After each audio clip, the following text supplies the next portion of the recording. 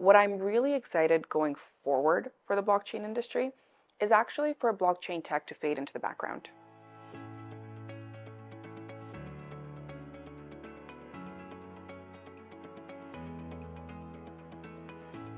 Приветик, меня зовут Iliana Oris Valiente, я сейчас живу здесь, в Торонто, и работаю в Accenture.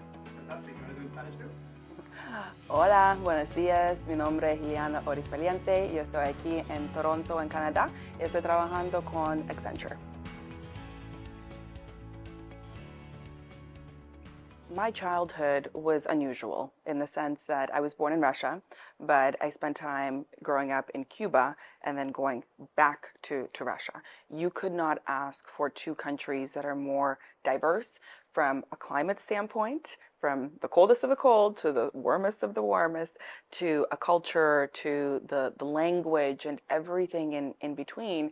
And so what I remember as a child was actually being confused. That was probably the best way of characterizing it, because just as you're getting used to one culture, one set of environment, one set of people, bam, you're transplanted somewhere else and into a new school system and the need to essentially relearn the language. And so I learned very early on the skills of resiliency and adaptability. So in a way, my Canadian immigration story is so similar to just the traditional Canadian immigrant story of you come here, you really don't have any connections. I didn't speak the language. My parents only spoke a little bit of English. I learned my first words in English on the airplane because I wanted to order something to drink. And my mother said, "You're only going to order something if you can order it in English." And I said, "Well, I don't speak English." She said, "Well, you're going to learn. Here's your dictionary." And so I pretty much learned English by reading the dictionary. And when we came here, it was the classic rags story of we're sleeping on the floors on the winter coats that we had because we didn't have a mattress in the crummiest part of the cheapest part of the city where you may have had a couple of mice floating around and some other insects. And my dad delivered pizzas and my mother cleaned office buildings. I mean, they have nuclear engineering and chemical electrical engineering backgrounds. And so it forces you to grow up very quickly. But I mean, I wouldn't trade my childhood and growing up for anything because it's really molded me into who I am today. My first memory related to the blockchain space was when a friend of mine approached me and said, "Hey, are you paying attention to this whole Bitcoin thing?" And I hadn't been. And he proceeds to say, "But I know how much you travel.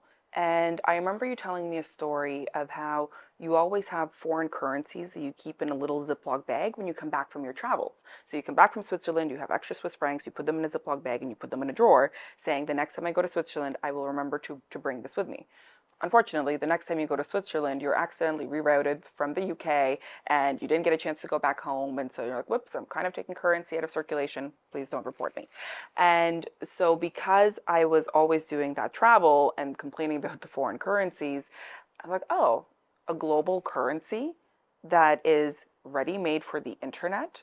Well, this seems interesting. And because of my background coming from the Russian regime and the Cuban regime, where I've seen how frail monetary policy can be when it's controlled by a nation state, it felt to me like into a hedge to opt into a different monetary and a different governance system. And so it deeply resonated with me as something that was worth exploring. But the second aha for me really came because of my professional experience. At the time, I had finished my chartered accountancy designation. I had experience in tax, I had experience in audit. And when I was working in corporate finance, I realized, my whole career thus far has been so oriented in terms of ledgers and looking at what does one set of books say, what does another set of books say, and how do you compare the two of them.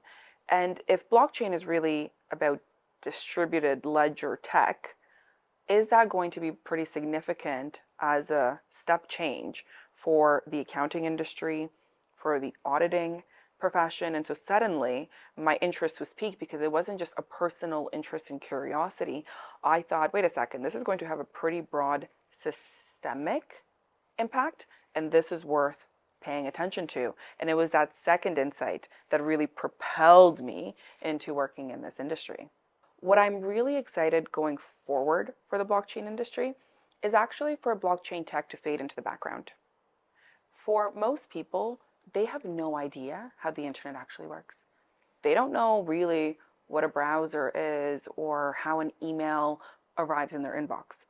All they know is that an email arrived in their inbox and it tells them that there's a task that they now need to do, and they can use the internet to communicate with other people. I think for the blockchain industry to be successful, we have to push the back-end technology pieces into the background and really focus on what is the user experience, what is the application, what is the so what new features does this tech enable for an average everyday consumer. There's a general trend I'm paying close attention to around borderlessness of individuals as well as borderlessness of businesses. During the pandemic, we all experienced the work from home shift. There is a rising number of people who are reevaluating their lives and saying, wait, why is it that I live in this city or that I live in this country? Is it because I was born here? Is it because you were moved there with your family and you never really thought to pick up and leave? Now people are starting to realize that, wait, the world is your oyster, and no longer do you need to limit yourself to living in just one city or one country 365 days of the year. Some people really love that rootedness, the routine, the stability, the consistency. Others thrive when you have an element of novelty and variety. I've literally been designing an entire theory around this that I'm calling the potted plant theory. The potted plant theory, this idea that you can take people and you can plot them along a spectrum. On the one side of the spectrum, you have sequoia trees. If you wanted to transplant a sequoia tree, you wouldn't be able to. It's physically impractical. But you move along the spectrum to a slightly smaller tree, a red maple. You can actually transplant a red maple, but you need the help of an arborist. And the spectrum with your plants. You need a ton of water or fertilizer to get across two dimensions. On the one side, you have your need for certainty, and on the other, you have your need for novelty. The other matrix line is your need for resources. This model works well for who you are at your core. Where do you fall on the spectrum? Where do you think your employees fall? What does this mean for the policies, the procedures within your organization? This is the framework that I'm hoping. And so borderless business, and supported by a lot of the Web3 technology stack and Web3 powered payments mechanisms, to me, is a bit of a no-brainer of one of the future evolutions. I think it's a completely untapped market. One of the major strengths that immigrants bring to the table is versatility and adaptability. You've already shown that you can operate in more than one environment, and therefore you can act as a translator between worlds. I think that the blockchain space has a lot of room for people who can play that translation role between worlds, because right now we're in a model that generally supports and prioritizes and rewards deep specialists in one area. I strongly believe that generalists play a hugely important role in the world, especially now with the rise of AI, because suddenly you need people who can connect the dots across disparate seeming concepts. That has been at the core of my career. And I think for those who have immigrated at one point in their life, it's probably an underappreciated skill that they have, but they can already connect dots that maybe somebody who's had one very traditional life cannot. So I would encourage them to lean in to that strength and find a way of marrying it to a gap that they're seeing or an area of interest that they're seeing within the Web3 ecosystem. When I think about my immigrant journey, the words that come to mind are growth and resilience and adaptability and new possibilities and new frontiers, and really getting comfortable with who you are and pushing yourself out of your comfort zone into the person that you can become.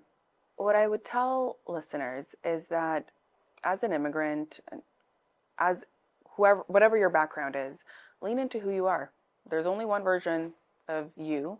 You have your unique strengths, you have your unique perspective, and don't try to downplay it. Don't try to fit yourself into the mold, because you're actually doing the world a disservice.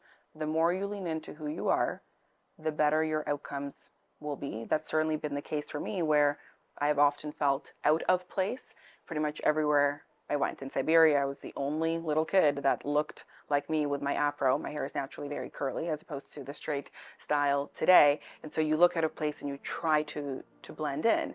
And in Canada, I tried to blend in. And I was like, why? The less you blend in, the better your results. So just go be you. Go live a custom-made life that makes sense for who you are as a human. That's all.